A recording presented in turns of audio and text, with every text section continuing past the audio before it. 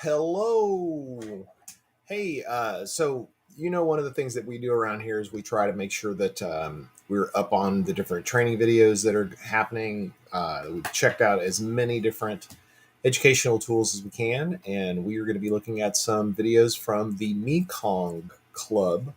This is a really great resource. They have tons of things. I've got some things up on our website that refer to these guys. And I want to go ahead and just kind of crank through some of their videos. So these are their Modern Slavery 101 trainings.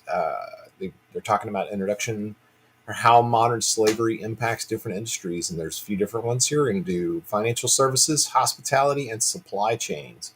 And um, I'll stop anytime that seems to make sense. All right, here we go. Cranking it up. So, man, like I said, these guys are a great resource.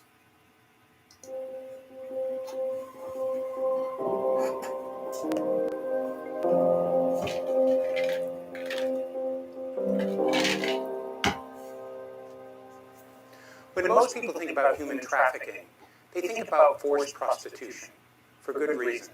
There are 4.5 million women and girls in forced prostitution around the world. My first exposure to this was 30 years ago. I was living and working in Nepal. I was a public health officer, and my job was basically to translate resources into healthier people. At that time, we were finding girls that were 12, 13 years old who were HIV positive. Couldn't understand what was going on. So we went to go interview them. What we found was basically the same story we called over and over again. It went something like this. Human trafficker, a guy around 20 years old, would go into a village and flash a bunch of money around. He wanted everyone to think he was rich. He'd then go find a girl, 12, 13 years old, befriend her, and then go to the family and say, I want to marry your daughter. They're thinking, wow, he's rich, he's handsome, he's going to take care of our daughter. But that isn't necessarily what's going to happen. A couple of days later, they actually go through the wedding ceremony. After that, he says to the family, I'm going to take your daughter to Capital and do the capital, but don't worry, I'll be back in 3 months. But instead, he takes her to Mumbai, India, to the red light district where the brothels are.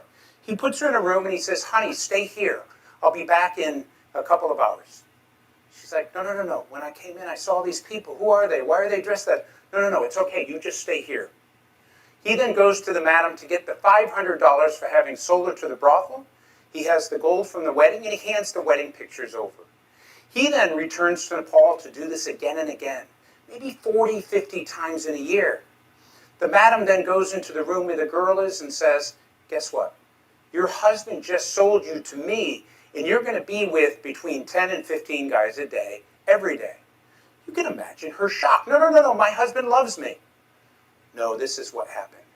When many of these girls internalize their situation, they say, I will kill myself before I do those shameful things. The madam then takes out the photograph of the wedding and says, is this your mother, your father, your brother? If you hurt yourself, we'll hurt them. So she's trapped in this situation where she's forced into prostitution. In order to make her into a prostitute, it's quite simple. You bring in a couple of professional rapists, and over a 2-day period of time, they'll take this girl and rape her 30 or 40 times until eventually she just lays back and accepts whatever happens to her. After that, she's put on the line, which means she will be with between 10 and 15 guys a day, every day, until she gets what's called black eye, which is where she's so depleted spiritually and emotionally and physically that nobody wants her. So they throw her out onto the street. So I was hearing this story over and over again, but I didn't understand the evil of it until I actually went to those brothels. I was invited by the government of India to do public health checks. I went from brothel to brothel.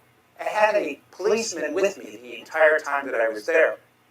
I went into one brothel and there was an 11-year-old trafficking victim. She saw this Caucasian guy, saw this opportunity, literally ran up and wrapped herself around me. Said, save me, they're doing terrible things to me. I looked down at this child who was hysterically crying. I turned to the police officer and said, we need to get her out of here. He said, we can't do that. I said, what are you talking about? You're a cop. He said, if we try to leave, they'll kill us both. To make a long story short, we left, we came back with a lot more police, but of course she was gone. I tell that story because I wasn't one of those 15-year-olds that say, when I grow up, I want to be an activist. In fact, I did everything I could not to be one. But every once in a while, we are tested in life. That was my big test. I failed miserably. And for a long time, I had nightmares, I couldn't sleep, and I did what a lot of activists do. I surrendered to the fact that now that I know about this is what I'm going to do with my life. 30 years later, here I am presenting to you. But it's not just about women and girls. We have men and boys. The typical scenario in Southeast Asia, a 15-year-old boy is told he can go on a fishing boat. The boat's only going to go out for a couple of months. He's going to make a lot of money. He's going to come back. He's going to be a hero for his family. He gets on the boat. He doesn't realize he's been sold onto the boat. The boat goes out, but it doesn't come back after 3 months. It stays out for 4 years. This poor kid will have to work 17, 18, 19 hours a day, every day. If he doesn't, he gets tortured and beaten, food's taken away. The only food he will have the entire time he's there is rice and fish, nothing nutritious.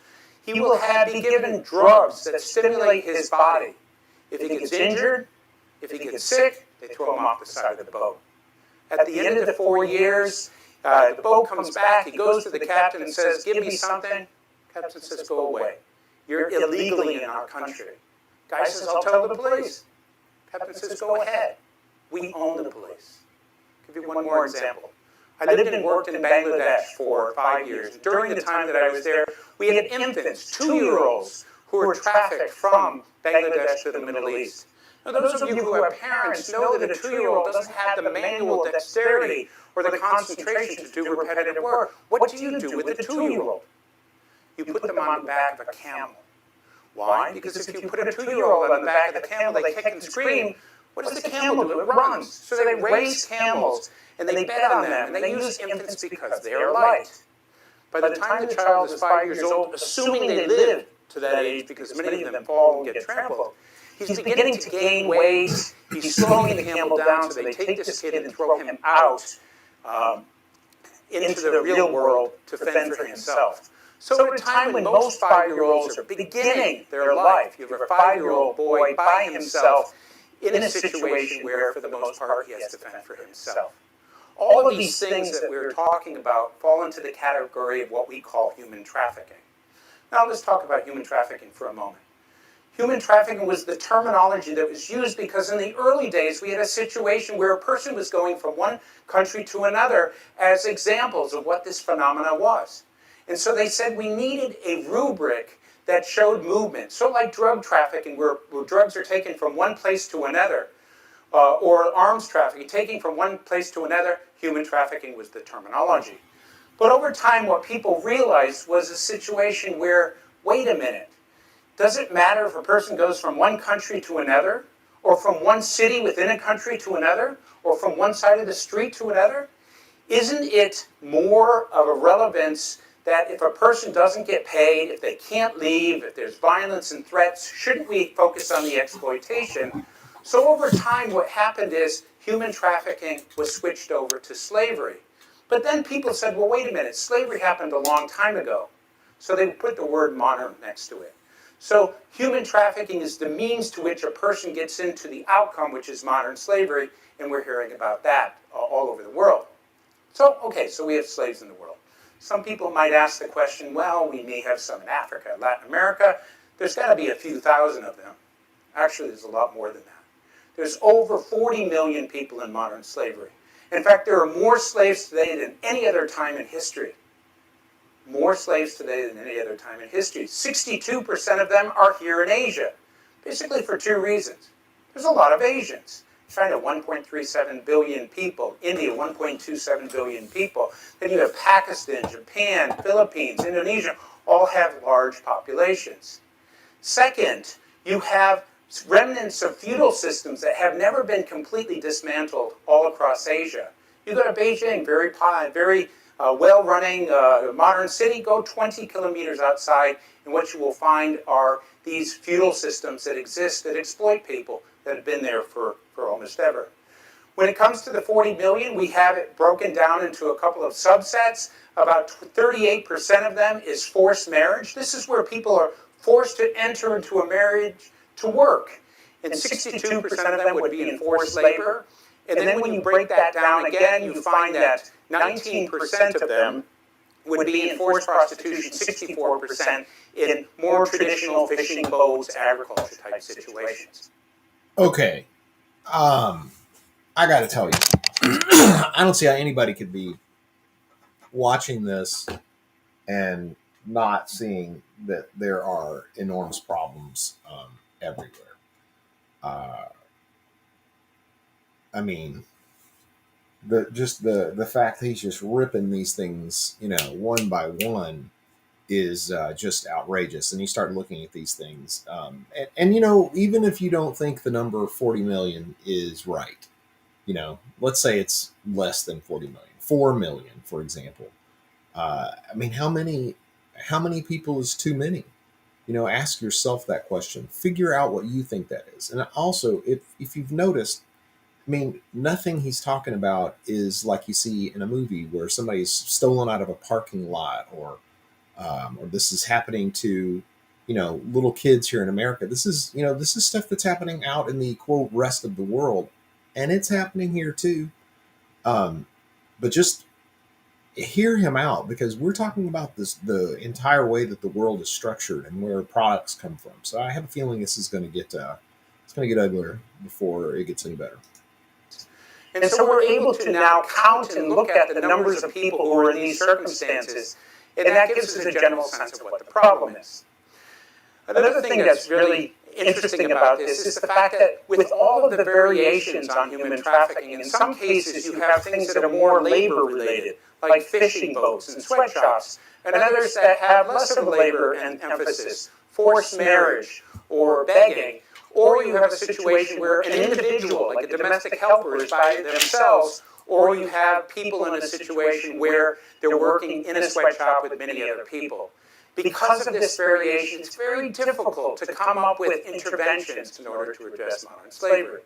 In terms of the number of people who are adding to this number over time, in a year, 9.2 million people, in a day, about 25,000 people, or in the time it takes us to do this presentation, approximately 1,000 people will enter modern slavery around the world.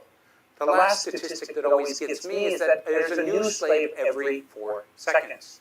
1, 2, 3, 4. Somewhere in the world you have somebody entering into modern slavery, and the drug beats on and on and on. When it comes down to a breakdown between kind of forced prostitution and forced labor, most people think that what we're talking about here is forced prostitution because we hear that so often. But in reality, over 80% of what we're dealing with here is forced labor. And as it relates to us as consumers, 60% of that number are associated with the electronics, the footwear, the apparel, the food, the fish that we buy. So as consumers, we are contributing to modern slavery because of our consumer behavior. We don't always know when we're buying something that might be tainted by modern slavery, but for the most part, we've all contributed to that. And like the kind of emphasis in the environmental movement of the carbon footprint being part of us, we also are contributing to human trafficking as consumers. Now, I'm going to talk a little bit about how it is that people get into modern slavery. And the first one is deception. And this represents about 85% of what we're talking about. Imagine if you were a person and somebody came to you and said, I'll give you $1 million for a job. You only have to work 4 days a week. You can have 2 hours off for lunch. I'll give you a house, a car, 3 months of vacation, and you can live everywhere in the world you want. If it was real, everybody would be excited about that. It's a great opportunity. But most of us would be thinking, is this too good to be true? Well, in reality, most times it is. But imagine if you're in a situation where basically you are a migrant and you've never made more than $2 a day, and somebody comes up and says, I'll give you $4. And instead of working 16 and a half hours, you only have to work 15 hours, and I'll give you 2 hours off on Sunday. But you have to make the decision right now. So maybe the person's thinking sounds too good to be true. But what if it isn't? What if it's that one time in a person's life when they get a break, the person get a motorcycle, a tin roof, and so many people accept this, get taken away, and then they're forced into a situation. The second is debt. So in this particular situation, let's say a person needed $1,500 for an operation for their family member, Hong Kong dollars. Didn't have the money, went to a loan shark, borrowed the money. Operation took place, it was very successful. After that, he tries to pay the loan shark back with $2,000. $2,000, I need $20,000. Now you may basically say that's not fair. Well, what we're dealing with here are criminals. They don't have to be fair. So oftentimes what happens is people get cheated in this indebted situation, and they get into a situation where, for the most part, they will be forced to pay this back. They get in a situation where they're made to basically work, and that's how they hold people in place. When it comes to kidnapping, a lot of us think that's how people get into human trafficking. It happens, but not very often. Partly because if you trick or deceive or force a person into human trafficking against their will, and they're going kicking and screaming, somebody might see it. So most people who enter into human trafficking are deceived. When it comes to the things that are used to address modern slavery, there are basically three interventions. The first one is prevention, and prevention is exactly what it sounds like. You try to prevent a person from getting into human trafficking. And so we have programs all over Asia that basically go and try to get migrants not to migrate from one place to another because of the potential risks that exist in there.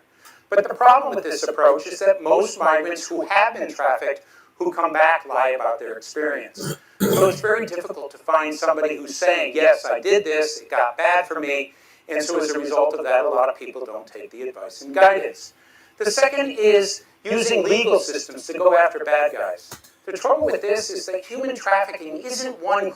You know, I wanted to share that that right there is exactly what I've been learning from Harold D'Souza. I just connected with him, and he does a lot of discussions about labor trafficking. And the people that he's working with, he is trying to convince them that there are enormous risks involved with just coming to America. We're not talking about other countries. You know, he's trying to discourage people from coming here because of the risks that are happening here in America. So just kind of wanted to pop in and say that. Crime like a rape or a robbery or murder, it's multiple crimes that are put together.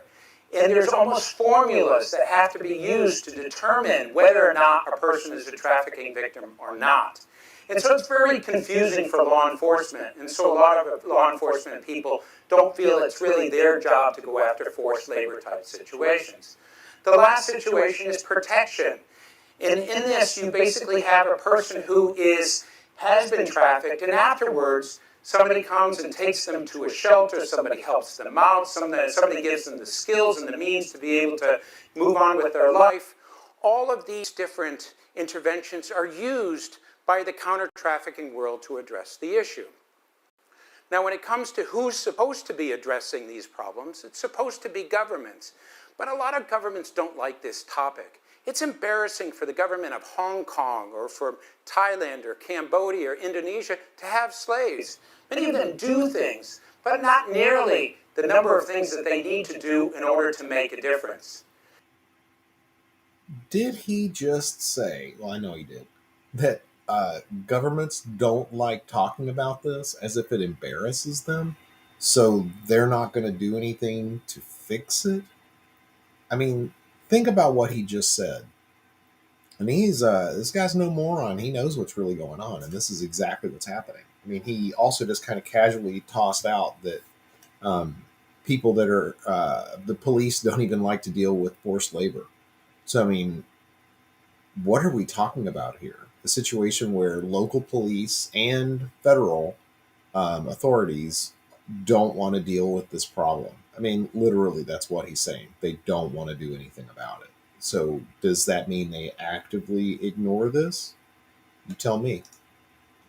I worked for the United Nations for years. I'll put my hand on my heart when I say this. I believe in the United Nations system.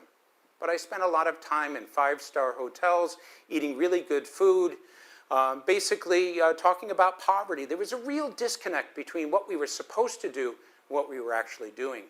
So the groups that are doing most of the work are the NGOs. the non-government organizations that are out there on the front lines, working with the victims, trying to shut down these programs and so forth.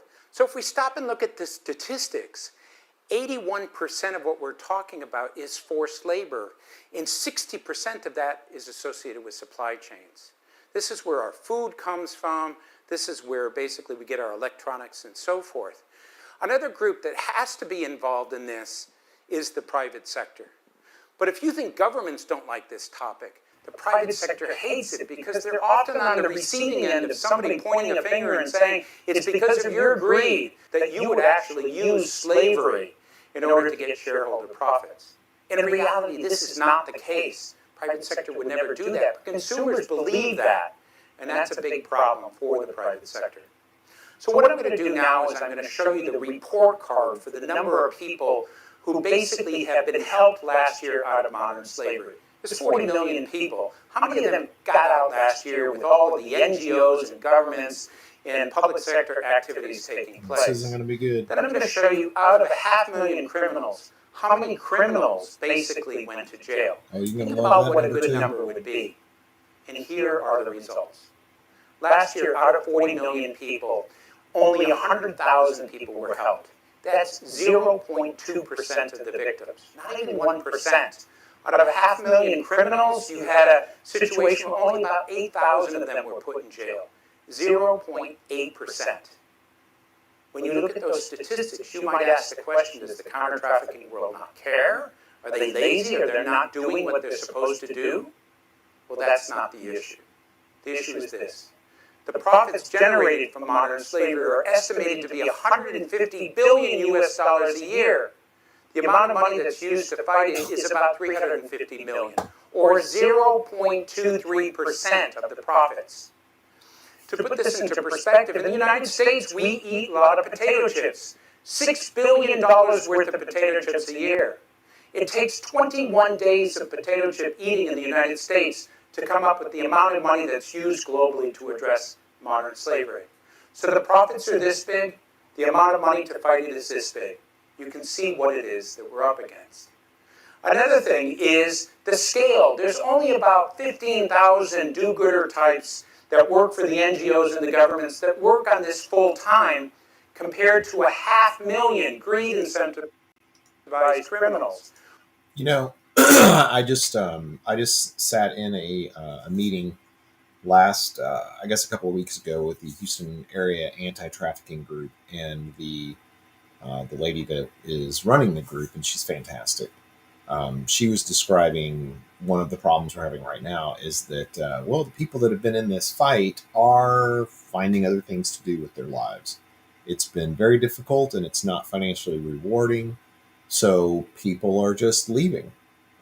So, I mean, I don't even know how that factors into everything in the world, but I mean, if I have insight into, one group in the largest, worst city in the United States for human trafficking, and people are giving up and quitting because they can find more fulfilling financially or spiritually work. Poorly worded. What are we doing? We have to follow rules and regulations. We have to do things according to a plan. If they find that anyone's coming after them, they can mutate and they can change in a millisecond. When it comes to this particular topic, when we present to the private sector, we often have people express disbelief. UNGO types are always coming up with these numbers. They don't believe it's actually happening. And if you have a receptive audience, then they will accept information. But if they don't accept the premise that there's 40 million people, it's really difficult to convince them. And lastly, we have a situation where general awareness of this is very low. So if I were in front of an audience, I would ask, how many of you knew even 20% of what I was talking about? And generally, I get very few hands because most people haven't been exposed to this. If you haven't been exposed to it, you're not going to care. If you're not caring, you're not going to do anything. So it's really important for people to have a better understanding of this particular modern slavery and how it works. So what I'm going to do now is I'm going to talk about the private sector and the relevance of the private sector to forced labor. Now, a lot of the discussion that I'm going to give you started as a result of that number, 0.2%. When governments and the United Nations came to realize that basically the public sector was not having much impact in addressing modern slavery, they went back to the numbers and realized many of the people associated with forced labor were associated with supply chains. So they said we have to bring the private sector in. As a result of that, what we saw is a situation where private sector was drawn in not willingly, but through basically trends that created business risk. Because most people felt like the only way you're going to get the private sector involved is if you create risk. So what I'm going to do now is talk a little bit about some of the trends that we're seeing. The first trend is expanding legislation. So prior to 2012, we had a situation where periodically governments and businesses and the United Nations would come together, they would debate and discuss human rights issues, modern slavery, and then often they'd come up with a report, and they'd put that report out, they'd pat each other on the back. It would be available, but very few people used it because there was no incentive to use it. There was no reason to do things. So gradually over time, we saw legislation that was introduced. The first legislation was the California Transparency and Supply Chain Act. What this act basically said is that if you're a big company and you have profits of $100 million in either retail or manufacturing, and you have a single product in California, you basically have to say on your website what you're doing to address modern slavery. If you're not doing anything at all, and you say that, you're in compliance, but you have to say something. The purpose of this legislation was transparency, to allow consumers basically to see what companies are doing or not doing. What happened a couple of years later is the UK Modern Slavery Act came in. What they did is they lowered the ceiling from 100 million to 36 million pounds, but they added two additional things. Number one, an annual report, and that annual report has to be signed by the board of directors. What that did is elevated this issue from the compliance level to the board level. And then we saw the French legislation came in, Australian legislation, and we see pending legislation coming in the EU and Canada. But the transition is from initially just having transparency to annual reports to a situation where it's becoming more punitive. The Canadian legislation is actually saying if you are found to have forced labor in your business, you will be fined and penalized. We haven't seen that before. The second thing we're seeing is lawsuits. What we're seeing mostly are retailers who buy large quantities of possible commodities that are tainted with modern slavery being sued because they're doing that. And the plaintiffs want them to use their influence to make things better. In one case, there was actually a situation where the plaintiffs wanted there to be on the side of the tuna fish a clause that said this product could be tainted by modern slavery. Now, if you were a consumer, you went into a grocery store and picked that up, I don't think you're going to buy that product. So obviously, this creates a business risk for that organization. When it comes to the cocoa industry, they've been sued for years, partly because in Africa, where the beans come from, it's often fraught with child labor and forced labor circumstances. So a situation where lawsuits can get a lot of publicity is a business risk. It leads to the potential for naming and shaming. Another trend that we see is increased media coverage. What we're seeing is that articles and exposés related to modern slavery are nearly doubling every year for the past 5 years. Now, in the 1990s, you couldn't pick up a paper and not read something about HIV/AIDS. Nearly every day we saw articles and exposés on that because it was a phenomenon. It was a period of time that focused on that. When was the last time you saw an HIV/AIDS story? What happened is the environmental movement came and replaced that, did that for 15 years, and now the new issue of our time is modern slavery. So what we're seeing is that environmental coverage is going down, modern slavery is going up, because people are interested in the topic. They want to know about the topic. And so you will expect to see more and more of this over time. And this could last for quite some time. People want to get their teeth into it. People want to see what's being done to address it. Another one is that there were consumer groups that professionally work in order to name and shame companies into doing something. There's this one particular organization, I won't mention them, that has a list of 9 million people on their database. When they think that a company is doing something wrong, they send to each of those 9 million people a message saying, can you send an email or a letter to this company? In this particular case, what we're seeing here is palm oil. And so this company went after a particular organization, got all of these people to send these emails. Imagine if you worked for that company. You had a great weekend. You come in on a Monday, you open up your email, and you find 9 million angry emails. You can imagine that this isn't a good thing for that company, and it obviously has the potential to hurt their reputation. The last thing is the investment world.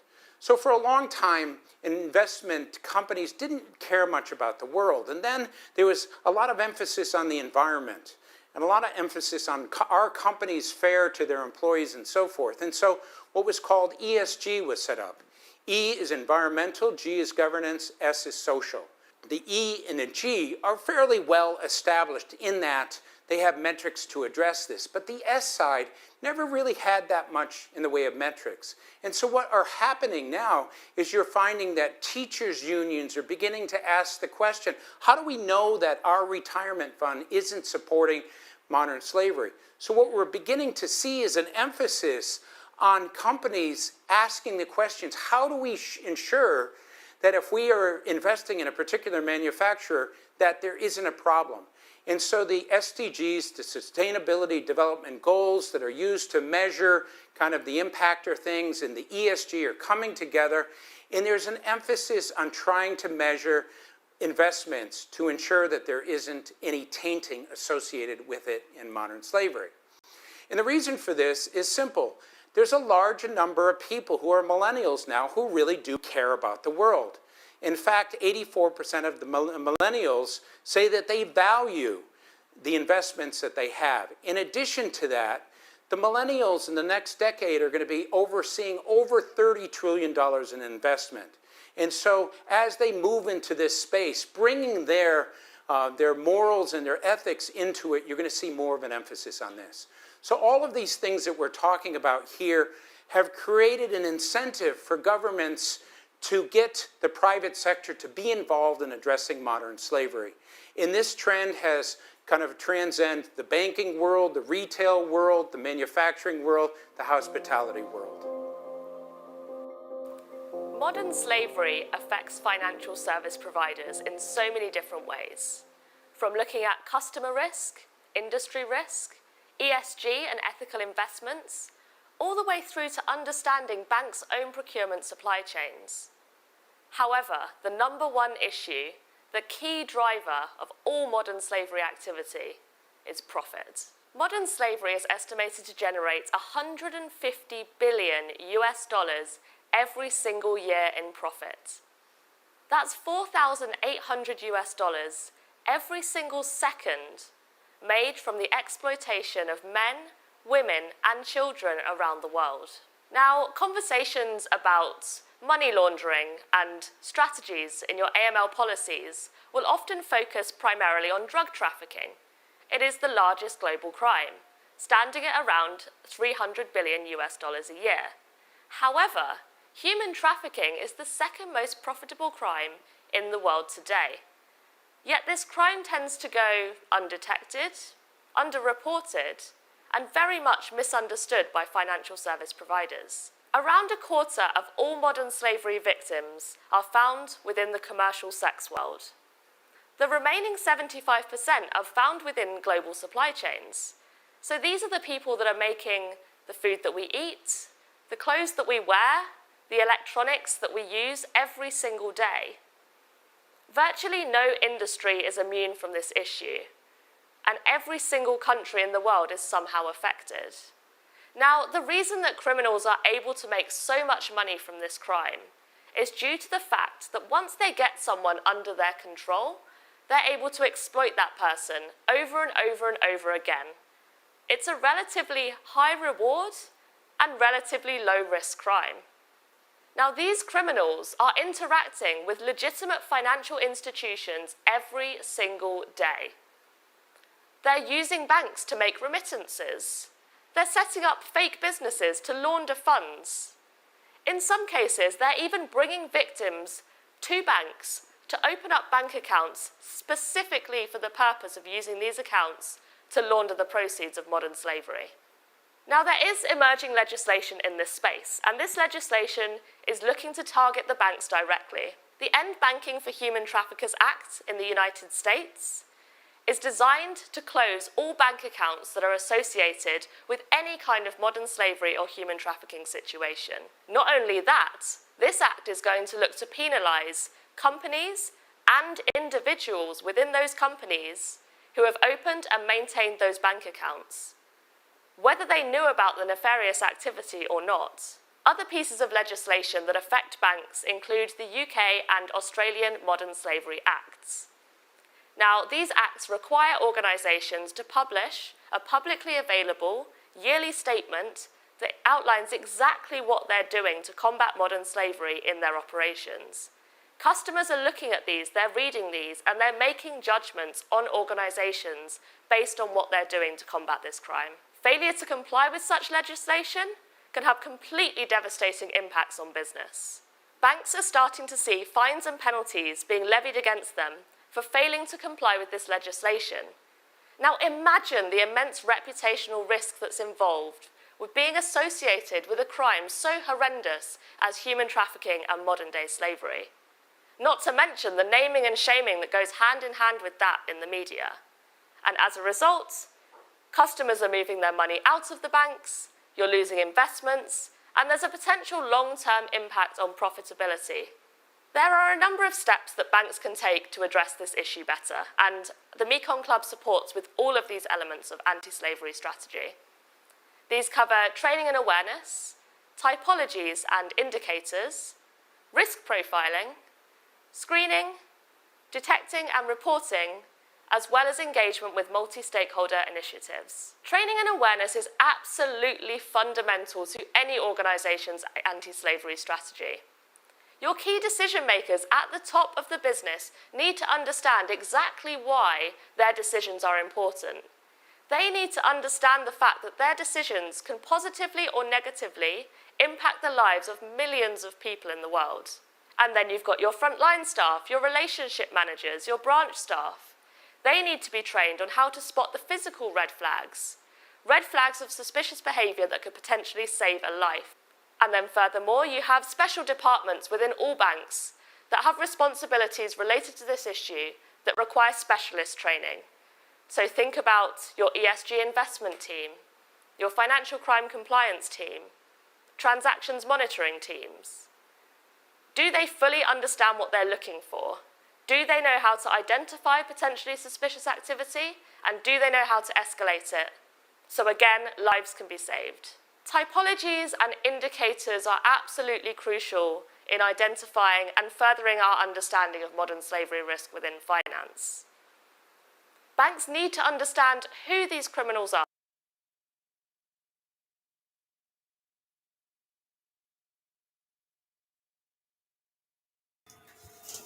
All right, so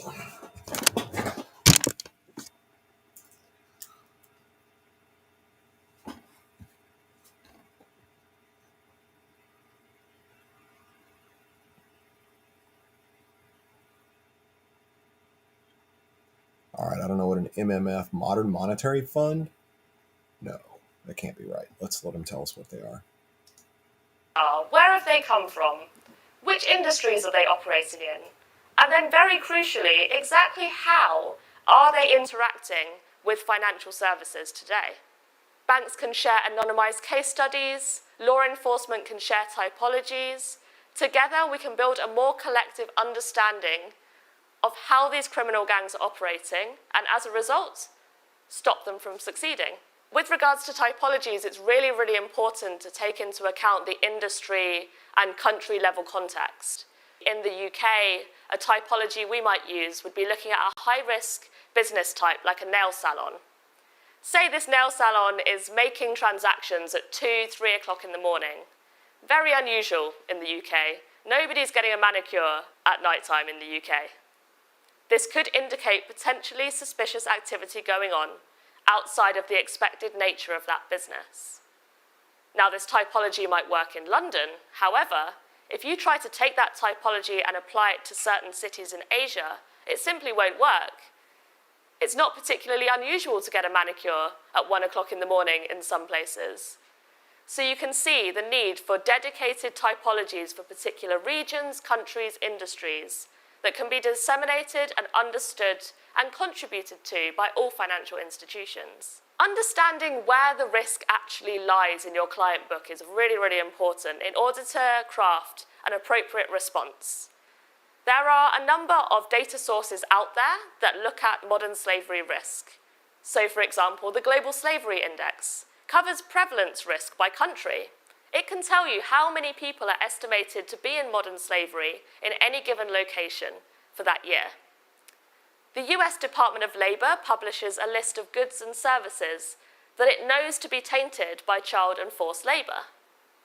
Incorporating these kind of data sets into your risk rating methodologies strengthens them and also ensures that you're taking into account modern slavery risk. Now, of course, this kind of risk profiling needs to be coupled with adequate training, so those responsible for these high-risk customers know how to monitor and mitigate this risk appropriately. As you know, screening is vital. Screening current customers, screening potential customers, ongoing screening of negative news and negative facts of customers tends to form an integral part of any kind of anti-money laundering system. But modern slavery is a complex crime. It's kind of an umbrella term that covers many different crime types. You've got human trafficking, child labor, indentured servitude, and so on. All of these terms, all of these terminologies need to be built into this screening process to ensure that you're picking up everything that you can be related to modern slavery. And again, those responsible for dealing with any screening hits need to understand what it is they're looking at. They need to understand these definitions, what they mean, and how to deal with them. In order to eradicate this crime, in order to stop modern slavery from being as profitable as it currently is, we need to be detecting and we need to be reporting more concrete cases. We need to be making it impossible for these criminals to be interacting with the financial systems as easily as they do. In order to do this, we need to bring in typologies, we need to bring in trainings, we need to bring in all of these elements, we need to operationalize them into bank systems. We need to have systems in place to monitor suspicious transactions. We need to have clear escalation procedures in place that clearly define modern slavery concerns to ensure they're being escalated to law enforcement and people are being put in prison. And finally, multi-stakeholder initiatives are crucial. No one organisation is going to end this issue alone. At the Mekong Club, we hold regular financial service working group meetings where banks can get together, they can share with their peers, they can share best practice, they can discuss the challenges that they face in combating this issue. We come together, we discuss modern slavery, and we decide on collective responses, because the sum of our voices is greater than any one. We are the Mekong Club. We are a catalyst for change, engaging, inspiring, and supporting the private sector to lead in the fight against modern slavery. We are a Hong Kong-based NGO. We work with organisations in a positive, collaborative, non-naming and shaming way to identify opportunities for change. We have a business association of 4 working groups that cover financial services, hospitality, retail and apparel and footwear, as well as a number of cross-sector industry initiatives. Together, we convene these groups on a regular basis. We create a safe space for companies to come together, to share best practice, to share the challenges and the roadblocks that they're facing when it comes to combating this issue. We work with these companies to develop tools, resources, innovative projects designed to tackle these challenges and move forward their industries as a whole. Our corporate tools are available for our members, and they're designed to guide companies through a journey when it comes to combating modern slavery. We start by understanding modern slavery. Often companies need to start here because they need to know what this issue is, how it affects them, how it affects their industry, and the steps that they should be taking in order to combat it. Next, we work with companies to enhance and develop very specific policies and procedures to combat modern slavery. We work on their road mapping, their anti-slavery strategies, and we review documents to ensure their business response is as strong as it should be. Modern slavery is pure profit. We want to crowd out these bad actors. And to do that, we sit with companies and we assess and mitigate the risks that they find within their operations. We work with companies to understand where the risk lies. We help them carry out investigations and develop remediation plans to ensure that if and when they do find issues, they are dealt with appropriately and with victim care at the very centre of everything that they do. We want to build capacity for companies. We work to develop their skills. We train them, we develop them. We want them to become proactive in leading the fight against modern slavery, not just reacting to issues that have already happened. And finally, every single member of the Mekong Club should become an industry leader in this space. We work with companies, we get them to share best practice. They demonstrate to their peers that modern slavery can be eradicated without an impact on profitability. I'm now going to walk you through some highlights of our tools and resources that we have available to members at the Mekong Club. We have an e-learning platform. So this is a comprehensive platform of videos available in multiple languages. They are short videos coupled with infographics and quizzes designed to teach employees what modern slavery is, key legislation, terminology, testimonials from survivors, as well as very specific information on how this issue affects their industry.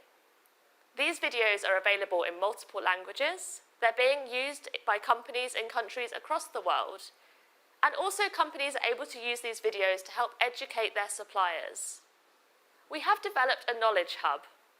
Now, this is a carefully curated library of resources and news articles related to modern slavery. We update this on a regular basis, and it provides you with the most relevant, the most up-to-date information related to this issue. You can go into the Knowledge Hub, you can search by keyword, by country, by commodity, to find what you need, quickly and easily. We also provide our members with monthly digests of the most relevant news and resources every single month, straight into their inbox. Our Transparency in Supply Chains legislation tool breaks down the very complex world of modern slavery legislation into bite-sized pizzas. It gives summaries of the legislation and what the expectations are on your company in order to comply. It outlines exactly who is affected, what the requirements are for reporting, as well as any potential penalties for non-compliance. Crucially, we also provide best practice examples and common mistakes that companies make when they're adhering to this legislation, to ensure we're improving as an industry as a whole.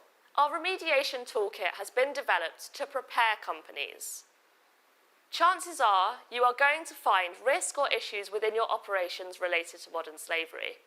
You need a plan in place to deal with this. Our remediation toolkit guides you through preparing a remediation plan and communicating this plan effectively with key stakeholders, so your suppliers, your employees, workers in supply chains. It then guides you on how to investigate potential cases of modern slavery and then remedy them in such a way where your business continues to thrive, but you also continue to support those victims that have been found within supply chains and ensure this issue does not arise in the same way ever again.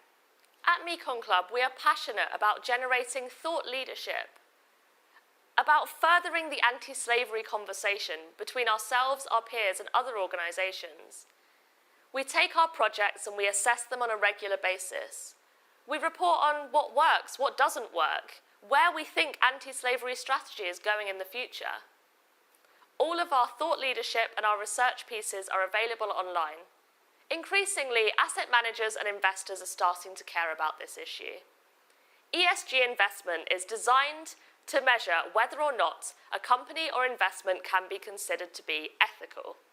Well, currently, modern slavery within the S or social element of ESG is really lacking. We have come up with a set of indicators that can be used to assess a company's performance in their anti-slavery strategy. ESG indicators. These have been designed to be used by asset managers and to really reward those companies that are taking these steps in combating slavery. We have a number of technology-based innovation projects that we have developed in response to the challenges and the issues put forward by our working groups. Our research indicates a number of problems with the social audit process as it stands. Currently, when a social auditor goes into a factory to interview a worker, they may be interviewing them in front of a room of 20 of their peers, also potentially in a language that is not the first language of that particular worker. This makes it quite challenging to get the information that they need, and it also means there are privacy issues, as workers may not feel comfortable to talk about the reality of their situation when in front of their peers or even their management, especially in the case where they might be in a forced labour situation. The AppRise Audit app has been developed to combat this. So the auditor can bring the app into a factory or a location where they're looking to interview workers. The workers are given a headset, and they're able to listen to questions that have been developed in line with the ILO indicators of forced labour and answer on a phone in a private way. This data is then aggregated, and any red flags are displayed so that follow-up action and remediation action can take place. Another issue that we found within the kind of auditing process that's been put forward by our working groups is that of migrant worker employment documentation. We have instances where workers' employment contracts are confiscated, they might be changed, or they might not even exist at all. So we've developed the EMIN app. Now this is a blockchain-enabled solution that allows for the recording and sharing of key migrant worker documentation using blockchain technology. It empowers the workers with a copy of their own information that they wouldn't necessarily otherwise have. And it also moves us away from a very heavily paper-based process that's prone to fraud, that's prone to error, or that's prone to abuse. Join the Mekong Club to tap into our network of industry experts.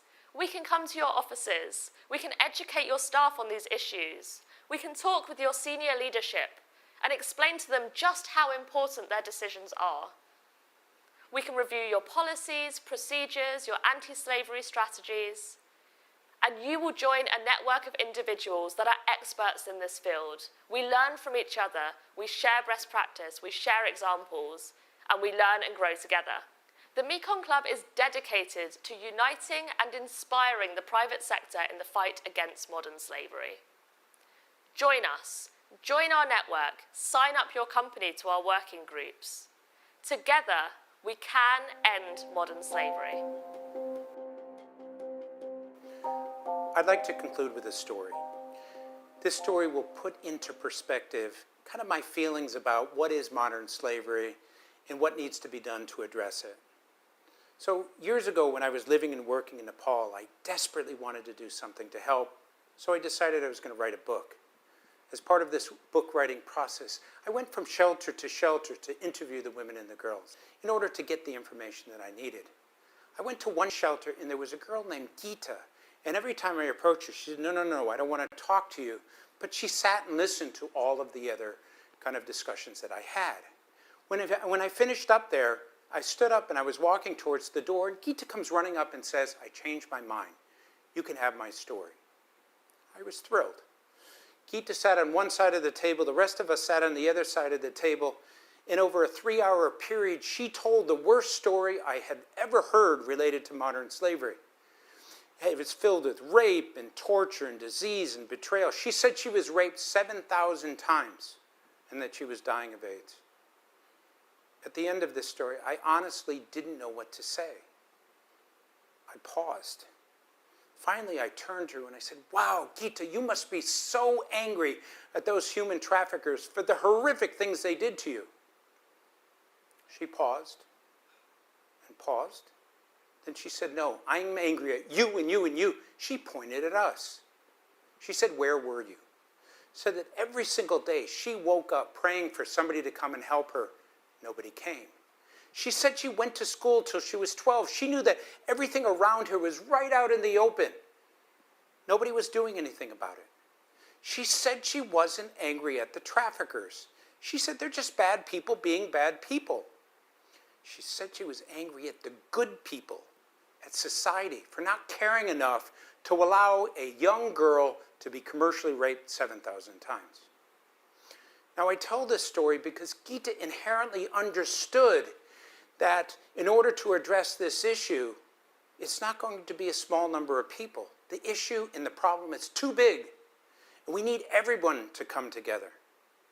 And so at present we have the NGOs and we have the governments and we have kind of the United Nations. But what we're trying to do now is to add the private sector. Why? Because the private sector has something to offer. You have the skills, the means, the problem-solving ability, the resources, the networks to make a difference. And so we, the Mekong Club, believe that we should be working with the private sector in a positive, supportive way because we recognize the potential that the private sector has. And so that's part of the reason why we emphasize private sector involvement, because we're only helping 0.2% of the victims. We need to get that up to 2%, then up to 20%. We need to make a difference, and we need the private sector to be a part of that process. But I also say to people that after listening to this talk, there are things that you can do. And I often ask my audience to do one thing. If they do one thing in a year, they're doing something. Now, people might ask, what is it that I can do? Well, one thing you can do is to learn about this issue. Guess what? You watched this video. You learned about this. You've done your one thing. You don't have to go out and do anything else. How easy was that? But if you were to stop and tell 2 other people what you've done a second thing, and a third thing, and a fourth thing. So it's easy to contribute. You don't have to quit your job and go to Cambodia and work in a shelter. There are simple things we can all do. Another thing is, within your company, participate in the discussions and the meetings to address this particular issue related to modern slavery. You can volunteer. You can basically go and work for an NGO in your community. You can do it in their office or you can do it remotely. Even doing internet searches in order to collect information is a viable thing that you can do. These are all small things that add up. You can use your innovative skills. If you are a technical person, you can help with app development, the application of technology, design issues, any number of things you can do. You can give a donation. A small donation given to an organization can make a big difference. For example, in Cambodia, it costs about $3 a day to keep somebody in a shelter. Maybe the state will pay for 2 weeks. Maybe they need another 2 weeks. A small contribution, giving up a meal, taking that money and donating it makes a difference. Or you can fundraise within your organization. All of these things add up if lots of people do it. And I often say if 10 million people did these types of activities, that's 10 million compassionate, supportive gestures that adds up to something quite big. Now, the last thing I'd like to say is to end with a story specifically related to the private sector. And it relates to the banking industry, but it's relevant to all of the other sectors that we work with. So I was at a conference, and I presented to the American Banking Association. And this guy comes up afterwards and said, "Mr. Friedman, I want to talk to you." I said, "Sure." Went off to the side. He says, "I want to tell you a story. I was with my wife and my 2 teenage daughters, and we were going from one state to another. And about halfway to this other state, we stopped to go into a motel. I got my wife and my 2 daughters settled. I went out to get food, and I saw this 14-year-old girl being dragged into a room. And I knew it was forced prostitution, and it was nefarious, and it was bad, and it really bothered me. I have teenage daughters. So I went to the manager, not knowing if anything was going to happen. She called the police. 20 minutes later, there was a police car there. 20 minutes later, this guy is being taken out in handcuffs. The girl's being taken away to the shelter. He said, this was a milestone in my life. It was one of the most important moments of my life because I really helped somebody. So I turned to him and I said, well, what do you do? He says, well, I'm in the banking world. I said, yeah, I get that. You're in a banking conference, but what do you do for the banks? And he said, I do anti-money laundering. I work on corruption cases, fraud cases. I asked him if he ever did cases related to human trafficking. He said, yeah, all the time. I said, dude, you do this work all the time. Every time you basically do what you need to do, it helps to identify a criminal activity, and the possibility of that same outcome happening happens. he didn't make the connection between what he was doing and the relevance and importance of this. But once he had that in his mind, it was as important as when he helped that girl at the motel. Now, I told this story in Singapore in front of a lot of bankers, and I had probably 20 people come up to me and say, nobody's really talked about the relevance and the importance of the work that we do in addressing modern slavery, but now we see it, and it makes us feel good. So whether you're working in a bank, whether you're working in a hotel, whether you're working in a retail site or a manufacturing site, if you are able to use your organizations and your skills and your procedures to identify forced labor and to address it, you are in fact contributing to making the world a better place. You are being heroic. And I want to emphasize this because the private sector has the potential to be major players in addressing this.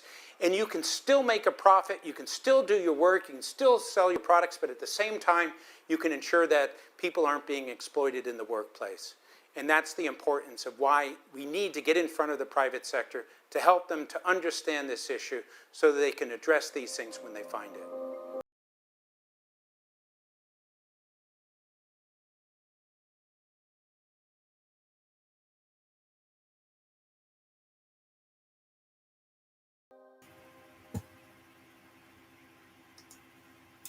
Wow.